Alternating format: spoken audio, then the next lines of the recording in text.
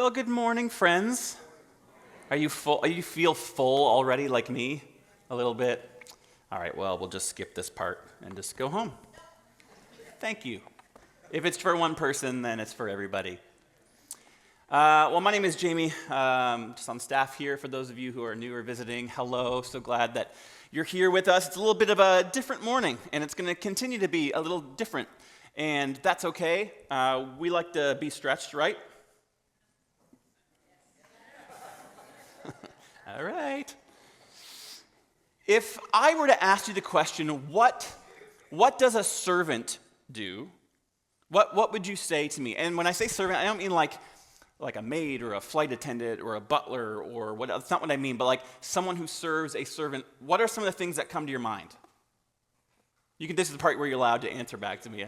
What's that? Yes. Went on. Yes. Good. Anybody else? What do you think of when you think of a servant? Loyalty. Oh, that's good. That's a good word.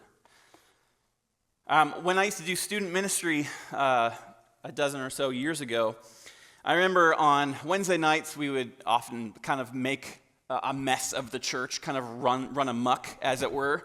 And I would always say, not always, but I would think to myself, I'll deal with this mess in the morning. Like I'll come back to church on Thursday morning and I'll take it. And there was this set of weeks where we had some particularly messy, or we made a little bit of a mess in the church, and I thought like, oh, this is going to be something to deal with in the morning. And on those mornings, I arrived, and those tasks were already completed. Like it had already been cleaned up. And I thought to myself, like, who would have done that? I had no idea. Like I was among one of the first, and I would even talk to some of the staff. Like, did you clean up for me? No, it wasn't me. Like I don't know. It looked fine when I got here, and this happened for a number of weeks. And I found out. I was like, you know what? I'm going to come a little bit early, particularly one day, and see who is doing this. And I came early, and there was someone kneeling in front of a toilet in the bathroom, scrubbing the floor in the toilet, and it happened to be the vice chair of our board. And I said, what are you doing? And he's like, I'm just cleaning up. I was like, he doesn't serve in student ministry. He's not even remotely involved in it at all. And I didn't have the picture today. Our lead pastor at the time ended up kind of wandering with me, going like, well, who is it? What's going on? And he ended up taking a picture of it. I don't have that picture today, unfortunately. But like this person who is not involved at all, like to me, that's what it's not words that I think of. That's the person that I think of when I think of servant. Another thing is I've been fortunate to visit Haiti about 3 or 4 times. And on my very first time going, there was a big group of about 26 of us. And as we were we landed in Port-au-Prince, and we drove a few hours north to a place called St. Raphael, and there was a little compound, a little gated community where we were staying, and it was like this kind of L-shaped building, and the women would stay in one part of it, and the men would stay in another. And then when we entered this building, there were beds everywhere. And we all thought like, this is actually pretty cozy for like being in a third world country and being, we're just there to kind of build a church in a week. And I thought like, this is actually pretty snazzy. And they all had like bug nets on the beds, and most of them were like big 4-poster beds. And we thought like, this is actually kind of pretty nice for like a missions team. And so we kind of finished the completion of this church, and we partied on Sunday morning, and the community was all excited for us and for them really. And they had a church to go to. And as we were leaving on the Monday morning, we were all throwing our luggage in the back of this big bus that we would go back to Port-au-Prince and fly out. And as we were leaving and throwing our stuff in the bus, these people started to flow in from the community into this building, this L-shaped building, and they began to like take the beds away. And we were like what is happening? Like we're like, are these people like stealing these beds? Like what's happening?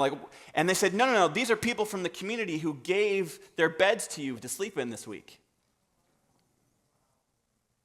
And I thought, there's something so wrong about that.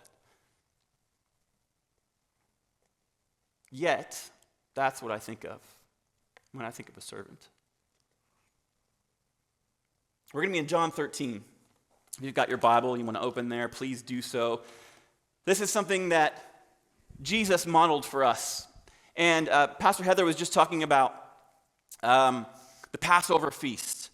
And chapters 13 to 17 in the book of John are 5 chapters that talk all about this final meal that Jesus has with his followers. And before this meal, he does this very erratic thing, and he serves his disciples, and then he teaches them about the promise of the Spirit, and he says, I'm going away for a while, so here's some things that you need to remember, and then he shares a meal with them, just much like we just did a few moments ago.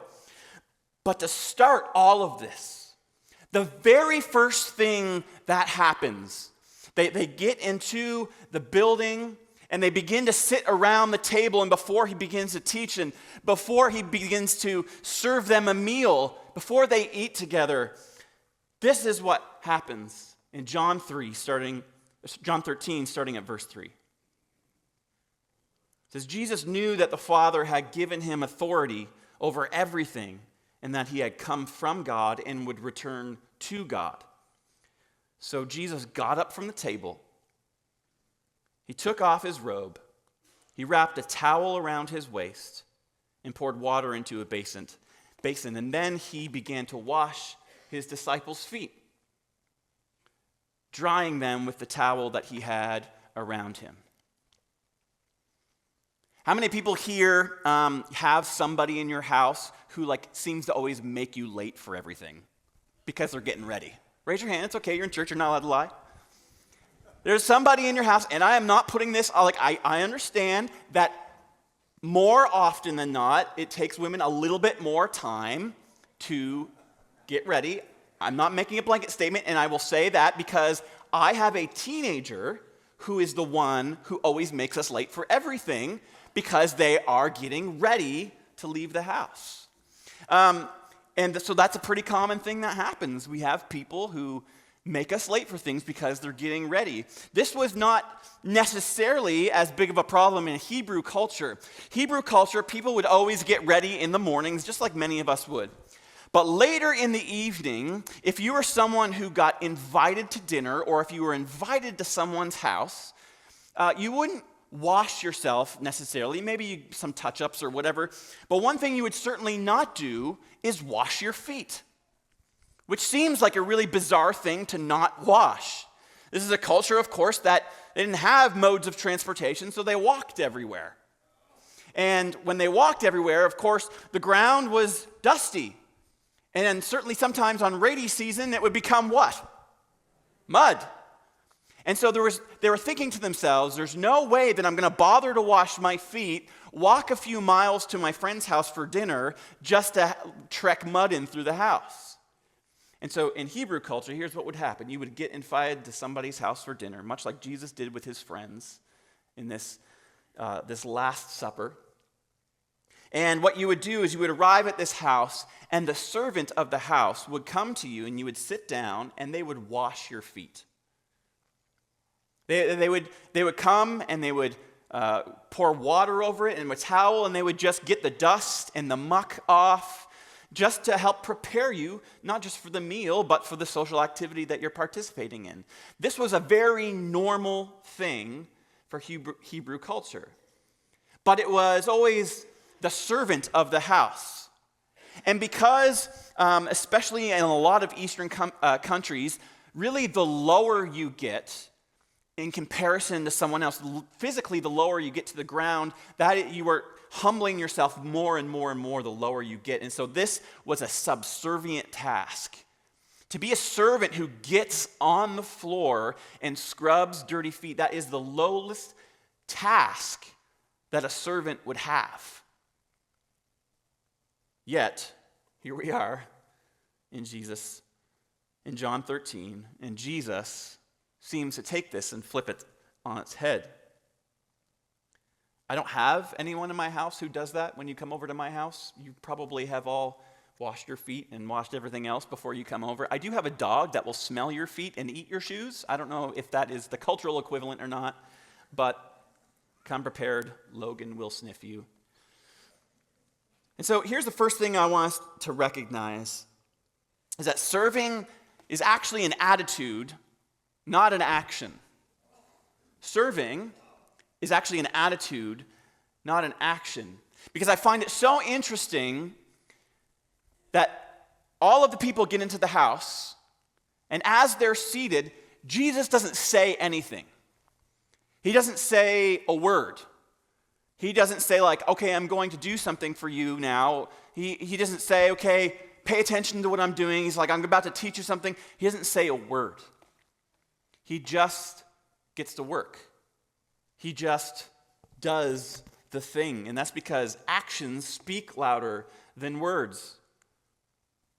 He just goes to it, washing the mud and the dust off of the feet of his disciples and his followers. This is showing the full extent of his love for others.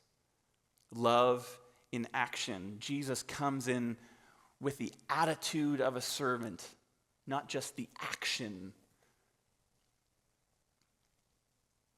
Let's go to verse 6. When Jesus came to Simon Peter, so presumably he has washed a majority of the other disciples' feet at this point, Peter says to him, Lord, are you going to wash my feet? And Jesus replied, you don't understand now what I'm doing, but someday you will. In other words, Jesus kind of brushes off the comment and continues to serve him in this way. And Peter says, no. It says he protested, you will never wash my feet. And Jesus replied, he looks up from his dirty feet, from the wash basin, and he says, unless I wash you, you won't belong to me. Peter exclaimed, okay, then wash my hands and my head as well, Lord, not just my feet. See, this is a picture of kind of the upside down kingdom that Jesus brought with his ministry. He takes what people currently know, which is those who are the lowest of kind of cultural, in the cultural balance. The servants, they are normally the people. See, a lord or a master doesn't wash his guests' feet. A teacher or a rabbi doesn't wash his students' feet. That's not his job, yet Jesus is flipping all of that on its head and saying, no. Unless I do this, you will not belong to me.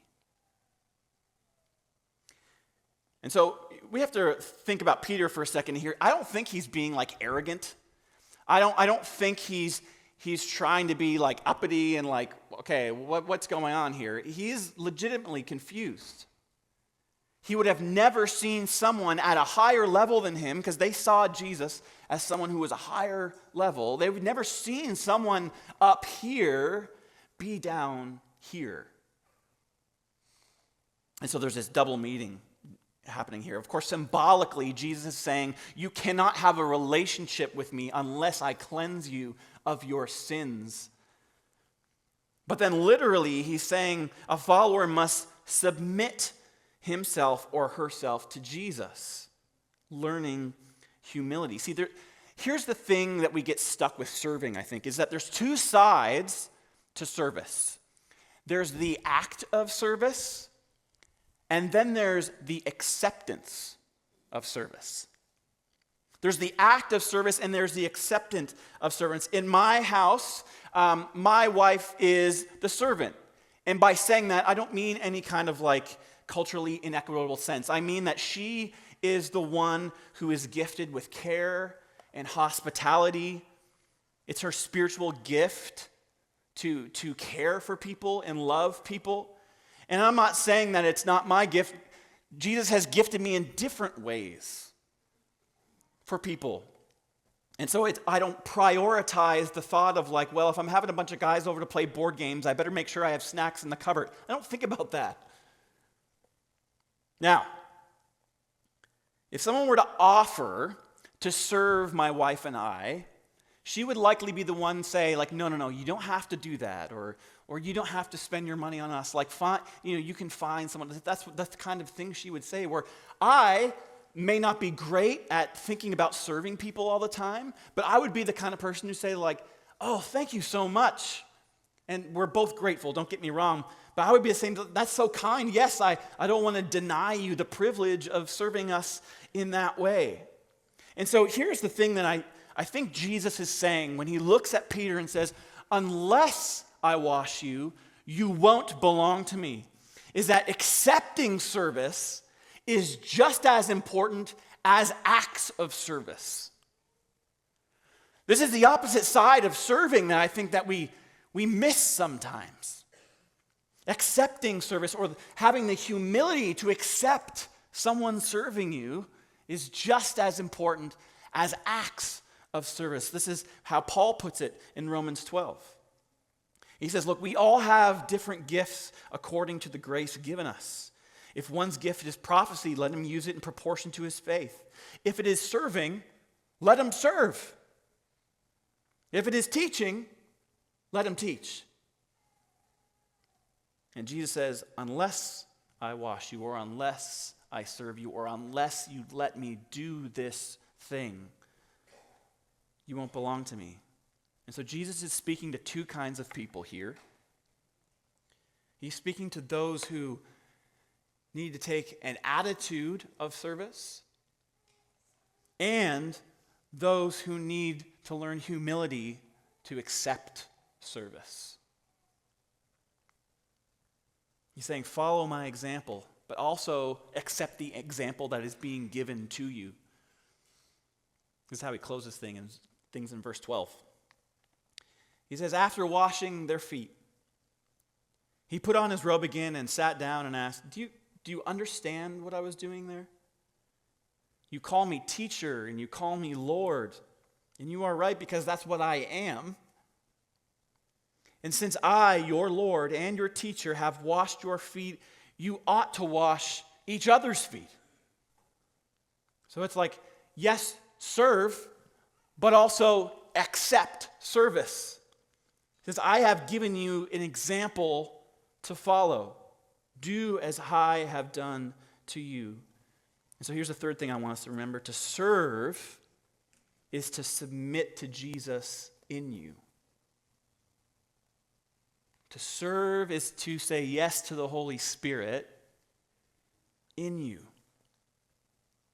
But the other half of that is to humbly accept service is to give permission to see Jesus in someone else.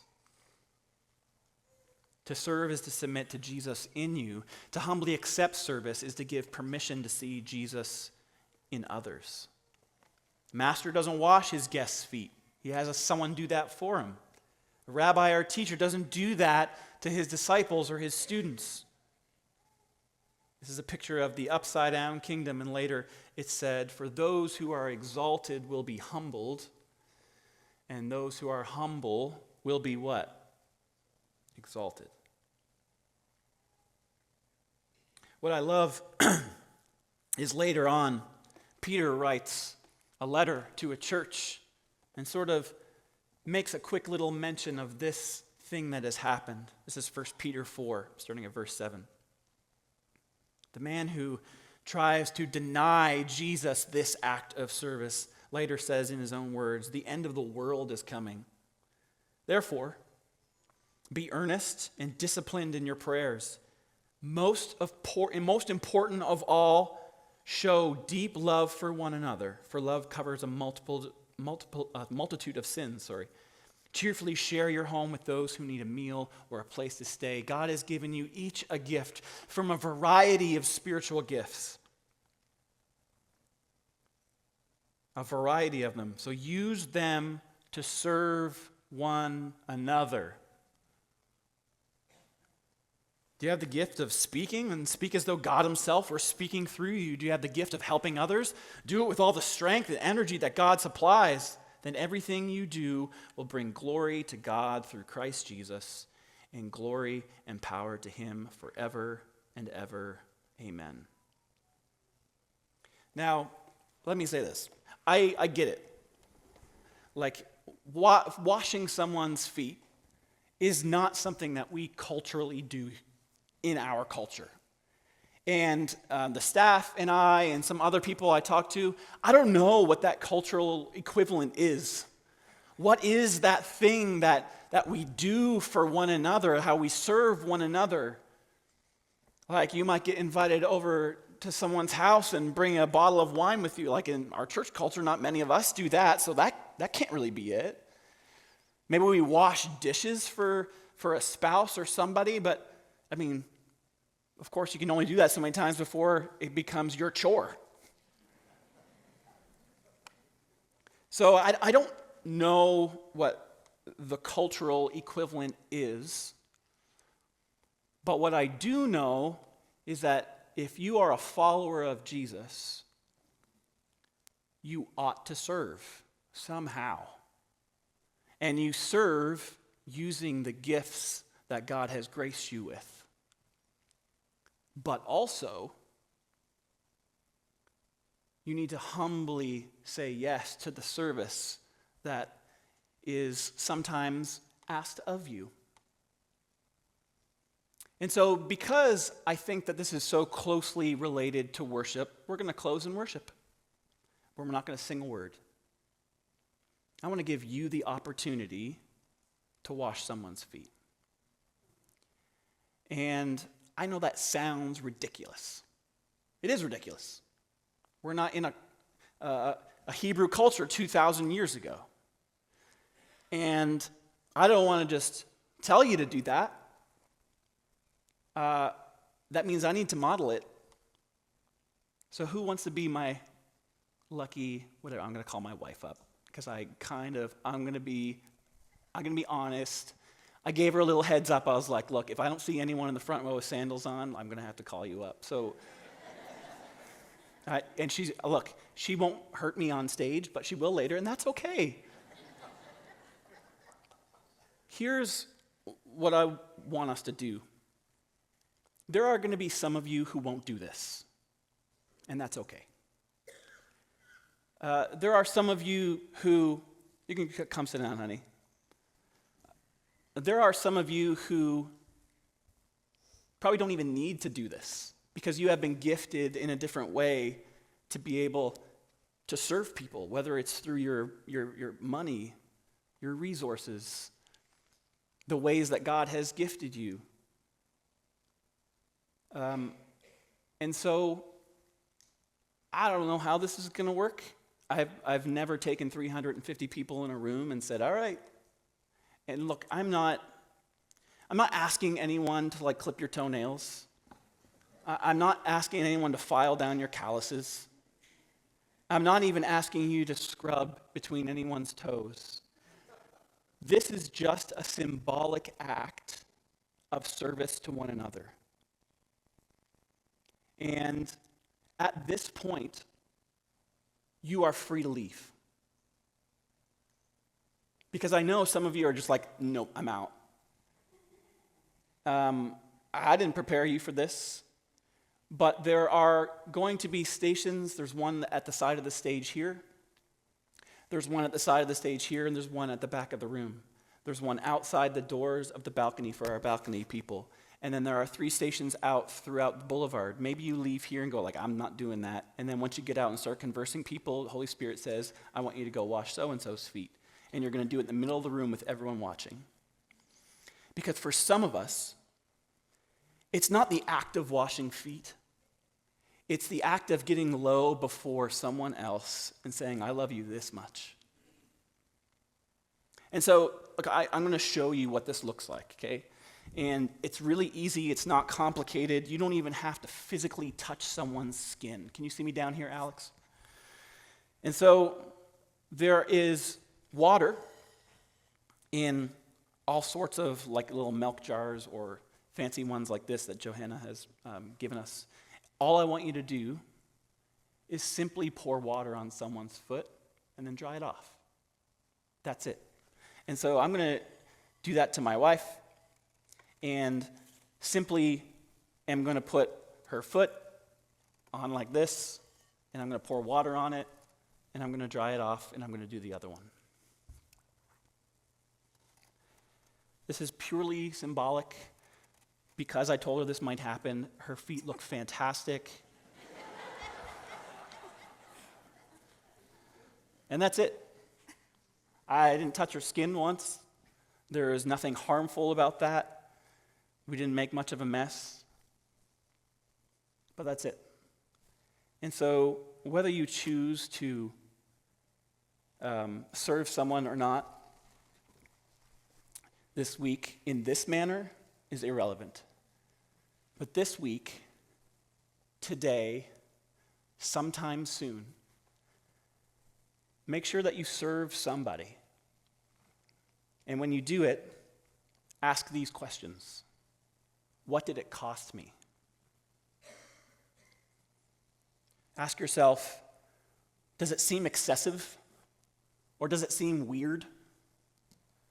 Ask yourself, what is the attitude? What is my attitude behind it? And the fourth thing is it countercultural? Is it something beyond our own comprehension of what we would do for someone else? If you can look at those questions, the challenge will be on the screen for you. Then I hope you can find something, the way that God has gifted and graced you to serve one another in that way. So, that's it. We're going to worship now, and the way in which we're going to do that is to serve one another. And maybe you want to grab a spouse and wash their feet. Maybe you want to grab a friend. Maybe it's your kid. Maybe it's your parent. Whatever it is, I invite you to go to any of those 7 stations and do that. And if not, that's totally fine. God bless you, and we'll see you next week. But I just want to say this. We often close in worship with a song. But this is also an act of worship. It's submitting to Jesus in me. And what Catherine just did she was kind of forced, but she humbly submitted herself to Jesus in others. And that's it. Richard Foster said, worship empowers service, and serving expresses worship. And so I think that this is an expression better than any other. And so there you go. We'll either see you next week or see you on the floor.